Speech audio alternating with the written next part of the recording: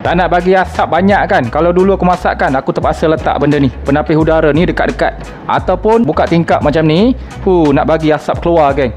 Memang leceh lah. Ni aku nak pakai ruang dapur macam mana? Leceh. Nampak asap dia tu. Aku jumpa yang kecil. Exhaust fan ni aku ambil yang 6 inci punya. Ada yang besar, tapi disebabkan aku nak ruang yang kecil, yang ni saiz 6 inci punya. Sebab aku nak letak dekat atas tu muat 6 inci. Siap datang dengan wire, pelak 3 pin macam ni, dia punya switch macam ni.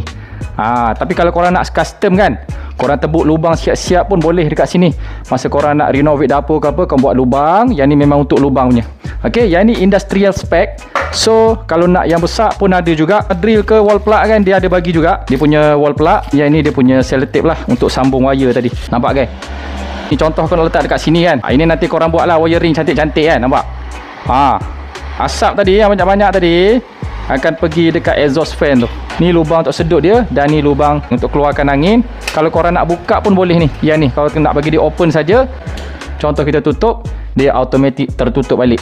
So privacy lah, tak adalah orang nampak bahagian dalam kalau korang letak dekat dinding kan. Yang aku punya spek ni saiz 6 inci, 150mm, full set macam ni, dan plug 3 pin lah. Tekan baik kuning gas kalau nak.